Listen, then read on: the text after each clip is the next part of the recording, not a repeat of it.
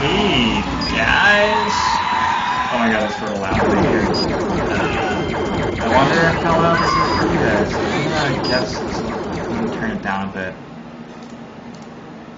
Now I'm gonna turn it up. Oh, this is exciting.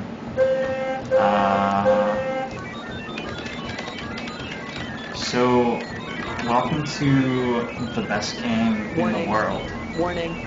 This is UFO detected. UFO Enemy Unknown, or Alien Defense, or UFO Defense, or I don't know. They released it under different names in different countries. But yeah, this is probably like 50 years old or something, which is pretty good for a computer game. Yeah, still the best game that anybody's ever played. We're gonna just run through the opening title series, see Mood with some guy in chain guns shooting other guys in the windows somehow, and they're teleporting away. So sort of what we just did here, I don't know if you caught that, UFO Enemy Unknown, is we've set the scene. This is a world in which people wear body armor and shoot chain guns at mutant things. Okay, so one of the coolest things about this game is that I'm going to play on Superhuman, and by no means am I going to actually win, and I really have no idea when I'm going to lose if I do. So we'll see what happens.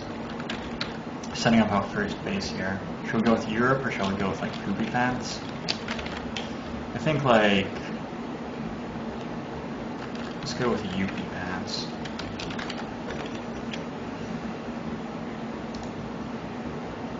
Welcome to XCOM. So we are in charge of saving the entire world from aliens. And, you know, it'll be easy enough. But we start with this Lego building thing.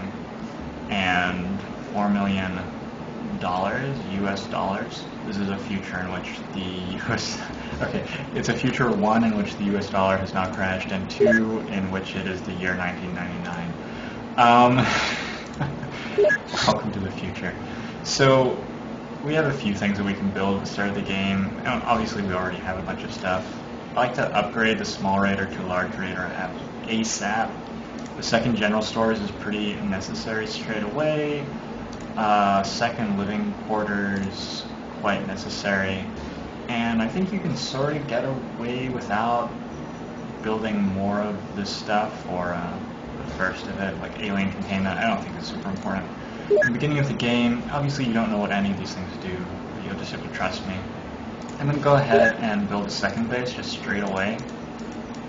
One of the cool things about playing on Superhuman is that the aliens like decide to come kill you, and then they just sort of keep coming. And then you sell their corpses to universities or something for $20,000 each. And you end up having a decent amount of money. What are we going to call the one that's like Mount Everest? Let's call it Mount Everest. That was, okay, first off, it's not actually geographically quite where Mount Everest is. And secondly, it was not the most creative name, and I'll admit that. So the point of getting up new bases straight away, I'm going to go with the general stores here. The thing is, I can't build anything here. It has to be connected. I put the access lift on the side because when the aliens come to try to take over my base, which I'm sure they will, they enter through the access lift and the hangars. So I'm going to put the access lift here, hangar here, here, here, and that means that in a base defense, all the aliens are over here and I can just kill them in this choke point, which is easy enough. My guys all start in like up here in the living quarters and everything. Just yeah, it matters eventually, but you would probably never ever think to do that unless you were an XCOM pro like I am. We have some planes. This is an interceptor, and they start off equipped with like some of the worst weapons known to man. We have a cannon, which I think may literally be a medieval cannon, and we have a Stingray launcher, which may actually launch Stingrays. But we're gonna get avalanche missiles on those as soon as possible. We can sell all this excess crap that is not avalanche launchers or avalanche missiles. And I'm going to hold off on selling weapons straight away, but let's get 3 more avalanche launchers going, and I don't know, like 15 missiles. So the next thing to look at is our soldiers. So we have 8 hardy fellows who volunteered, or were probably paid a lot of money, actually, to defend the world from aliens. 8, it's a good start, right? Coolest thing I think about this game is actually the soldier development. So every single one of these randomly generated soldiers has, it looks like, 8 statistics, and these range a lot in a beginning soldier, you can see. So you can actually like go so far as to hire soldiers, check their statistics, and just bin the bad ones straight away. I prefer to keep them around because it's sort of funny to watch them die. What I will do though is I'm just gonna, you can edit their names, and I'm just gonna take a look at their firing accuracy and give them a number 1 through 5 based on their firing accuracy. These guys cannot shoot, guys. This is not a good start. Just so that I know in mission, without having to look through a bunch of stuff, whether or not I'm going to trust someone to take a rifle shot, or if I am going to like give them a bunch of prime grenades and then run them into a building at aliens, which is another reasonable strategy. What's going on here? Okay, so we need to equip our soldiers. So over in the Sky Ranger we have some equipment. Looks like we have a heavy cannon, we have an auto cannon, we have a rocket launcher, we have some grenades, we have some smoke grenades. I'm just gonna like, okay, so usually I would not do this, but I'm just gonna sort of give guys everything, because I thought it would be sort of funny. Generally though, I find that it's best, let's give the guys who are using heavy weapons pistols too. They're literally not going to be able to move. Soldiers don't start out with a great amount of strength. When you give them a heavy cannon, a pistol, and a couple of grenades, they're going to spend most of their time standing still, complaining that their back is sore. Yeah, I think that, like, by far, just giving them rifles is the way to go, and grenades. Grenades are easily the best weapon to start the game, but, I don't know, this will be funny.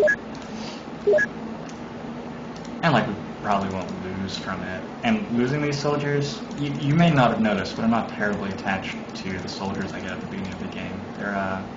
They cost 40,000 to like get a new one, but as you take soldiers through missions, they start to get more and more experience and better stats, and then you actually care about them dying a little bit. So I'm just filling up my living quarters. I'm filling up soldiers. I need 14 of them on the Sky Ranger. Well, I can have up to 14, and then I have enough living space for 16 scientists who will start researching things like medipacks to stop the soldiers from just running around bleeding to death after they've gotten shot. Probably want to add up to 14 rifles and some rifle clips, because eventually I'm going to tire of, you know, people missing with rocket launchers. And I think, okay, we need to start research. So at the beginning of the game, like, it's a beginning tech tree, basically. We've never actually interacted with aliens, so we don't have any alien technology to study, and we haven't discovered any prereqs or anything. I think Medikit is a decent thing to get at the start, but honestly, any of these three are totally fine things to start researching. I changed my mind. I'm going to go with laser weapons. Laser weapons will obviously allow me to research laser weapons, and then like build laser weapons, and then I kill people. I have engineers, but they're just sitting around. There's literally nothing that they know how to make. They can't even like make a rifle. They're very haughty engineers. And yeah, so now we're out in the geoscape. XCOM is like this wonderful blend of turn-based and real-time strategy. Because like in this geoscape, I can effectively be playing a real-time strategy game, but it feels like turns. With found our first UFO with our small radar system. This is we did a pretty good job within 18 hours. Usually it takes a little longer than that. So this is a very small UFO.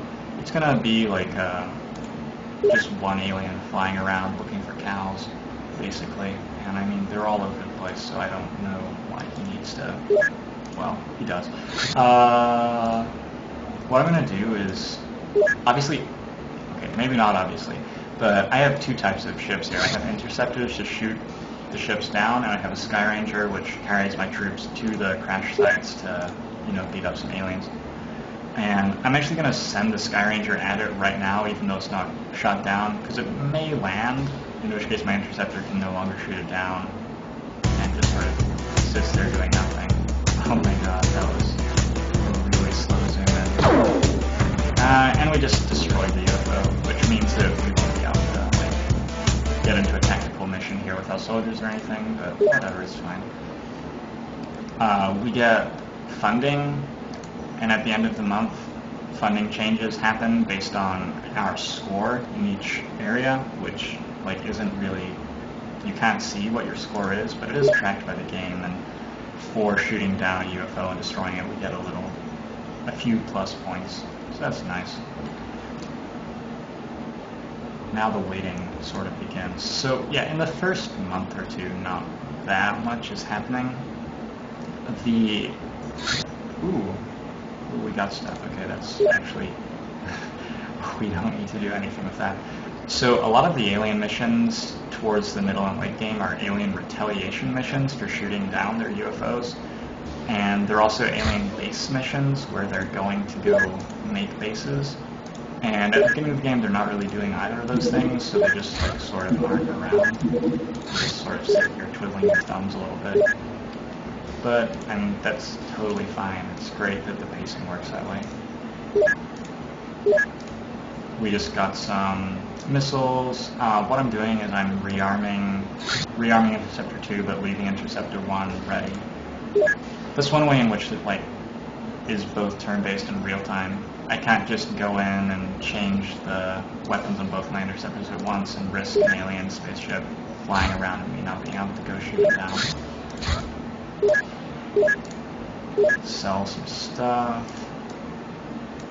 Sort of insane how deep and well made this game is. Okay, so we have a few more soldiers, we have 16 more scientists, so let's assign that stuff. I realized that, like, streaming, recording for viewers a game like this may end up just being very dry because it's like a turn-based game, but I don't think it will be as bad as, I don't know, Civilization would be or something like that. You suck. Is that Huda or Yuda? And Paul as well. Maybe they'll both carry grenades next to each other. At the start, pretty much no one is going to be a 1. You need to give them a bunch of combat experience before they get there. Just throw these guys on board. Let's give them 2 grenades each. Let's make sure we have enough rifles. I guess we're giving some guys heavy weapons for some reason. So we don't need that many. We just want high explosive ammo, I think, for the heavy cannon. This is armor piercing. Okay, I'm not going to take armor piercing on a random mission. Nobody has armor. We will take a rocket launcher though, because that would be sweet. So yeah, we just basically took the things which explode, because I guess when you don't expect your guys to actually hit what they're shooting at, having a large area of effect can be beneficial. It's the 5th of January, guys, and we have research laser weapons, which doesn't actually do anything except let us research laser pistol, and we sort of head up this tree and eventually start producing weapons which are actually, like, worth giving to a soldier, which is nice.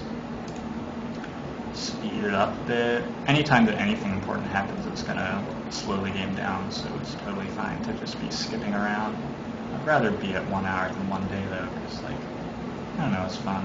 You see the globe rotating against this background of the constantly moving heavens.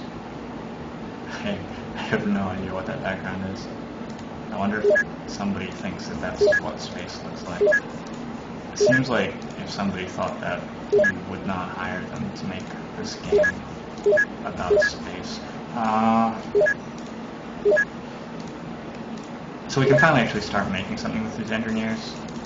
Some leaves or pistols. And like, I'll be able to sell these for more than they cost to make, so there's not much reason not to make them.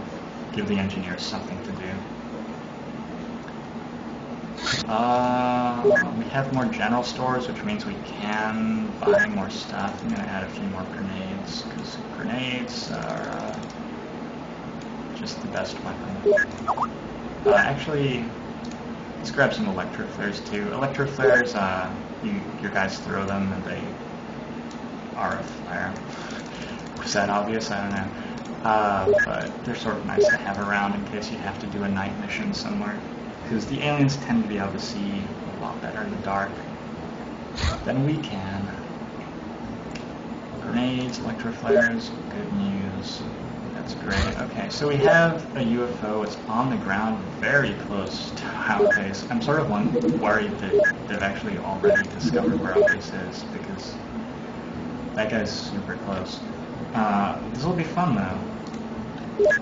UFO on the ground is going to have like no structural damage at all, which means that getting through this mission is going to give us lots of money, lots of UFO components and alien corpses and the like. On the other hand, all of the aliens will be alive and there will be no structural damage in the UFO, which means I'm going to have to go in the door. I'm not going to be able to like just throw in grenades through holes in the roof. And yeah, there will obviously be more guys around to shoot at me. What even is that? I gave my guys smoke grenades? Cool. I'm just not even gonna... yeah. So... I think everybody needs to have at least one grenade, but I'm gonna give the guys with heavy weapons just a pistol with no extra clip. Get rid of all these smoke grenades. I'm sure there's like some practical application of smoke grenades in this game. I just don't really know what it is. I should probably be like thinking about this a little more. Like maybe giving the rocket launcher to somebody with like 30 firing accuracy was not the wisest decision. On the other hand, I mean he doesn't need to get that close when he's shooting a rocket, so we'll just go with it. Let's give someone another grenade. Yeah, it doesn't look like she's going to be using the rifle much, so that's fine. And here we have the tactical display. As you can see, I have a clone army going on here. You have to sort of give the game a break. It's like a gazillion years old or something. And, alright, it's going pretty well so far in that none of my guys are dead yet. So this is completely turn-based, but during your turn, the aliens can shoot at you, and during the aliens' turn, you can shoot at them. So down here, this guy has 41 time units left, and you'll see that as he does little actions, he gets fewer and fewer time units. It will take him 18 time units to do an auto shot, which is like a 3-shot burst. And so if I want him to be able to shoot at aliens between turns, I'm going to want to, you know, keep 18 time units, obviously. So let's do that. You have to sort of be careful, like, if he sees an alien over here and has to turn diagonally to shoot at it, he'll only have 17 time units left, and then he won't be auto-shotting anymore. Actually, I'm not entirely sure that they, like, default to auto-shotting over snapshotting anyway. Snapshot is just the one shot at a time. Looking at the map so far, we have, these are all randomly generated out of tiles, so you'll see the same tiles over and over again, like here's a cornfield, here's a cornfield. Those are pretty much the same, except one has a fence. I don't know, but they're pretty much the same. This is a like flower thing, this is a flower thing, pretty much the same. This building, you'll see this building over and over again. People of every single nation in the world just love this building layout for some reason. But for all its like imperfections, it does a really great job of actually making every mission interesting and unique. Do we want to go in the door? I don't know, man. Let's do it. Alright, not dead. That's good. Yeah, this is sort of amazing that none of my guys are dead yet. This is on Superhuman, so I think there are like 8 aliens or something, and they're all way better than my soldiers right now. They have better weapons, better base stats. I have grenades though, and I am a human instead of a poorly programmed AI, so I'm going to push that edge a little bit. Yeah. So you don't necessarily want to pile everyone out at the Sky Ranger all at once. You may notice that I'm spreading my guys out. Basically, the worst thing that can happen to you is turn 1, they throw an alien grenade at the top of the Sky Ranger's ramp and every single person dies. Probably not every single person, but maybe 2/3 of your people. Later on in the game, they get like guided explosive missiles, which they can shoot into your Sky Ranger at the end of turn 1 and actually kill everybody. That's even worse. We're just going to sort of spread out, and I'll probably just leave 4 guys hanging out in the Sky Ranger. Move them up front though. Oh, this guy has the like high explosive cannon rounds. Let's get him up front. I don't even know where the guy with the rocket launcher is. That might have been a good thing to check. Let's see how fast aliens are moving. 3. Yeah, that's fine. That's all seems fine. Okay, let's end the turn and see what happens. So far, so good. Still going okay. This is way slower than I'm used to it being. I hope it didn't just crash. Alright, that was a alien spaceship door sound opening, so there's somebody over by the entrance of the door. There's only one door in the particular spaceship that they're flying. So, given that, you know, I heard the door open and I know that it's over here because I played the game before. I noticed, by the way, that you can cheat on the map layout by moving this cursor around. Like, oh look, there's a wall there. That's sort of nice to know. Yep, there's a wall. Oh, there's a wall there. Yeah, quality game design. Anyway, given that aliens are moving around over here and I have grenades. However, the guy's not very good at like physics. Couldn't quite work out how to throw that over the spaceship for a while, but we got there. Okay, this is our first alien. So this is actually a really interesting situation because, okay, I'm like 3 hexes away. I have enough time units for an auto shot, and he'd just be dead, like almost certainly. However, he's facing the other way, so if I just move away, there's no way that he's going to do a snapshot and kill me or anything. And I have this guy right here who, well, I'll just show you. This is going to end up being a slightly higher percentage play than taking the auto shot, even though it's so hard for the auto shot to miss. I screwed it up already though, which is great. I hope it takes less than 6 time units to drop this. Okay, good. So I can prime a grenade with one of my guys, pick it up with another guy. This makes a lot of sense, right? Keep in mind that this is meant to all be happening simultaneously. And I actually ran out of time units, so I can't do what I was going to do. But what I was going to do is run through this door, just throw a grenade at the alien's feet. Well, I can still do it.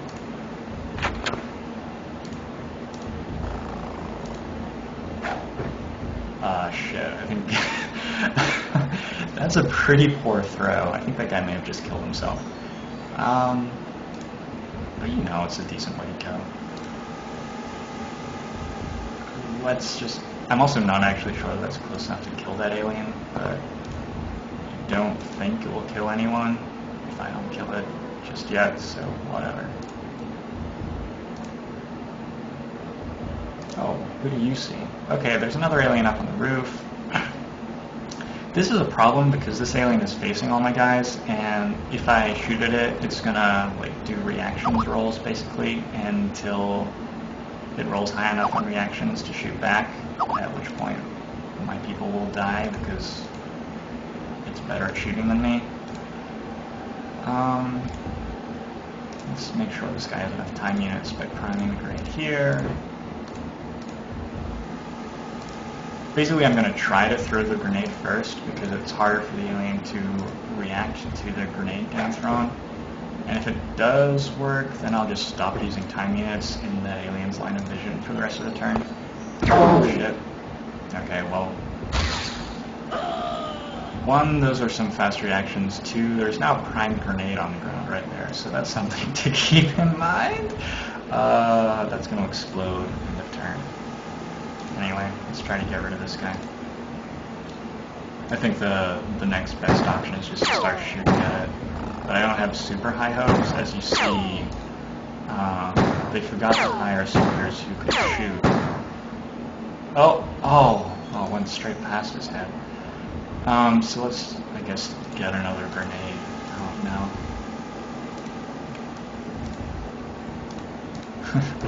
I'm glad I gave you a rocket launcher. Let's, we can totally use that to good effect here. So again, I'm just priming a grenade with one dude, handing it off to another, and it's going to be really hard to get the right angle to throw that up on the roof, I'm realizing now. I think what I'm going to have to do is give it to this guy.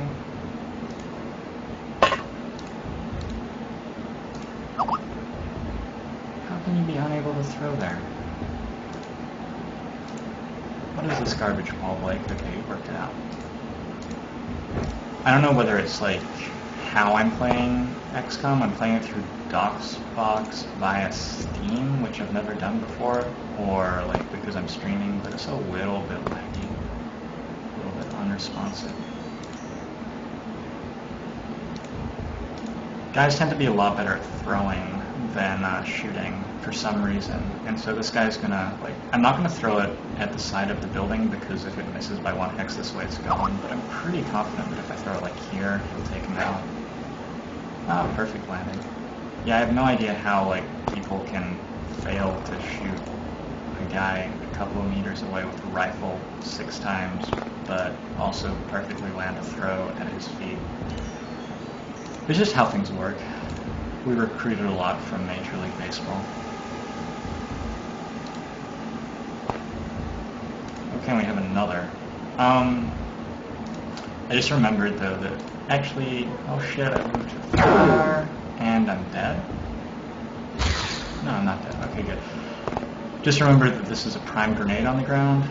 I don't know which one's a prime grenade. I hope it was one of these two.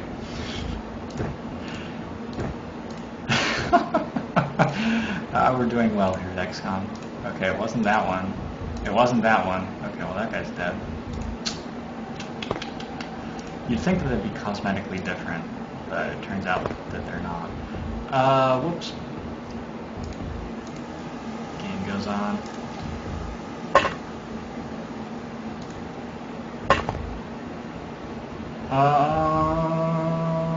Let's see what happens. A lot more will be happening this turn. Okay, you're dead. Nothing happened there. Got him. Got him. Okay. Now the aliens get to do some stuff. I believe we're 2 losses each, so I should have a numbers advantage, which will swing it progressively in my favor. No movement. You're probably fatally wounded. Yep.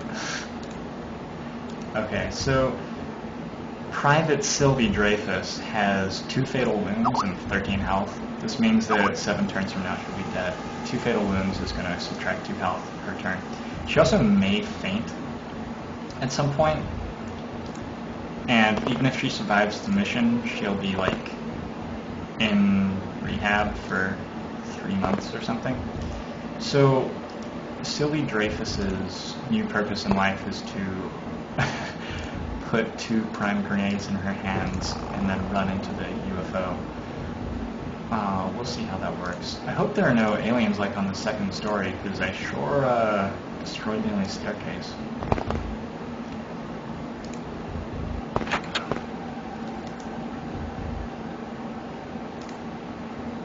Let's head down here, this way.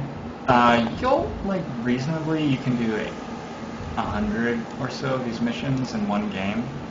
So, as I walk through this, I may, stop recording all the tactical missions or something.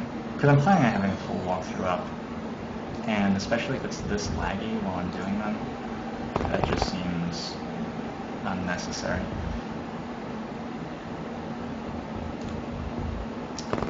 Ooh, guys. Not that much is happening this turn, because I don't really know where any aliens are. I mean, I know there are, like, probably 4 or 5 through this door. And I know there's one over this way, but I didn't manage to spot him. He's probably hiding out. Oh my god, let's shoot a rocket at him. Yes! Or high explosive rounds. I don't put my webcam up, because my cats arrived. And if there are cats on stream, that'll be sweet. Where's the... There we go. Set this all up beforehand. Hello.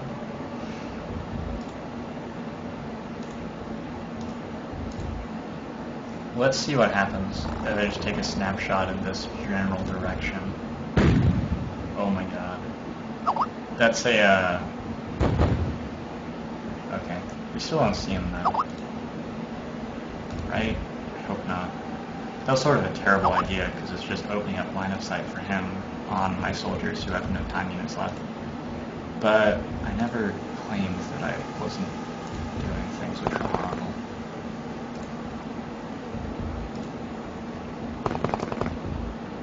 I think we're done. We have one guy left hanging out with the Sky Ranger, and he has a rocket launcher. Alright, let's get him ready to shoot at that building too. That alien is gonna, like, have explosions happen to him.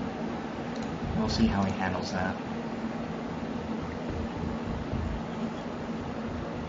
And the cats are doing a good job of only being in front of the parts of the screen which don't have the game window on them right now. Ooh, he ran away. I don't know. I think sometimes the aliens run away without panicking. Like, down here we have morale, and you can see this guy's at 80 morale, and once he starts to drop below 50, things are going to get a little dodgy for him. I'm glad that Sylvie didn't faint.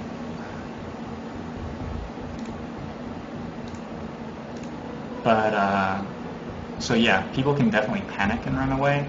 I'm not sure if they can... Woohoo! Oh yes! This is your life. Anyway, that should... We'll just let that happen between turns, and then send another guy in to check out what's left. You don't really have to worry about, like, damaging the UFO components or anything. They're all pretty tough. Once you get the, like, stronger weapons, you might... This thing right here is a UFO power source, and it's worth 250k, and it also contains 50 Elarium, which is sort of priceless, and you can't produce it, but it fuels all of your late game ships. So it's pretty huge to keep those and not destroy them on missions. And as the game progresses, you're getting better and better spaceship weapons.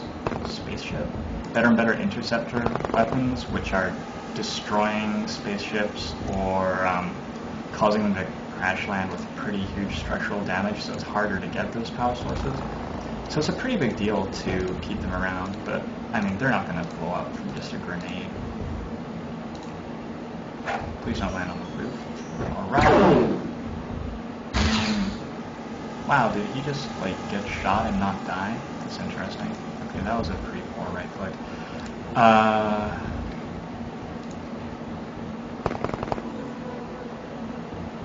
Yeah, that alien's obviously dealt with now. I just have to be careful about letting it shoot my guys during my turn.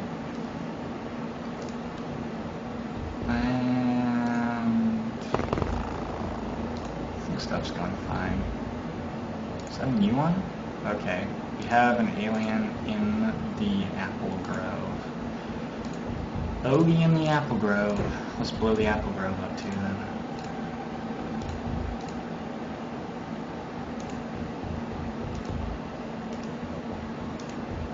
This guy may be standing like beneath the wing of the Sky Ranger, which does actually make it harder to throw things in the air. Let's try from here. That one worked. On these spaceships, if the UFO power source does explode, it usually explodes with enough force, and the force goes upwards, that it breaks open the roof. And that makes for some pretty easy missions where you just like throw grenades in the roof. Because as you can see, they like to stand around in the middle there. I think like every alien on the map has a grenade at its feet, so let's just end the turn. Okay, there's still at least one somewhere. Somewhere. This is a really poor idea, because if there's another one in here, it's just going to kill me. I don't have enough time units to fight back. Whoops. Yep. That was a really poor idea. But I just wanted to end the mission faster and didn't want to spend an extra turn.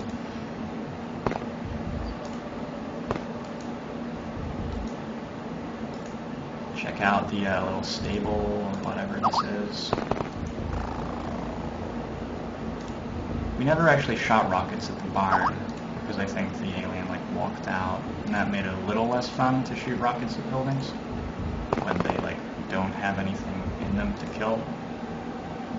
But I suppose let's do it anyway. I mean, who knows? It could have been a different alien that walked out. Would better shoot a rocket at this just to make sure. Try not to shoot it through the upper window. Let's just see what rockets actually do, because I'm not sure that I've ever actually shot a small rocket in this game. Alright, that's about what I expected it to do. It hit something and exploded. Stephen Flavelon, small rockets. Okay, let's move these guys closer to the doors so that next turn we can finish this mission. And press and turn. Maybe the alien won't move, in which case my guy will actually survive. That's sort of insane. How's that possible? What are you doing, alien thing? Maybe it doesn't want to destroy its UFO power source. And we got a rifle kill. One time. Actually, that wasn't even a kill. They like do a weird moaning sound if they die, but don't do the weird moaning sound if they go unconscious. You know, just like in real life. So you can tell. See, this says sectoid soldier instead of sectoid corpse. So he's alive, but we don't have an alien containment, so we're not going to be able to like keep him alive. And we made it. So here's a little like synopsis. We got some points for killing the aliens. How did we recover 8 corpses but kill 7 aliens? I guess maybe the live alien doesn't get a kill, but does get a corpse entry. I don't know. Or maybe they're killing each other between turns. We get a bunch of alien artifacts. We lose points for losing guys, obviously. So it would have been preferable not to kill my own people with my grenades. And yeah, we collected an arsenal's navigation and some alien allies. Have a couple of sergeants, soldiers all. Yeah, we'll be able to. We'll let the Sky Ranger get back to base, and then we'll sort of look at what that did to our soldiers and our money.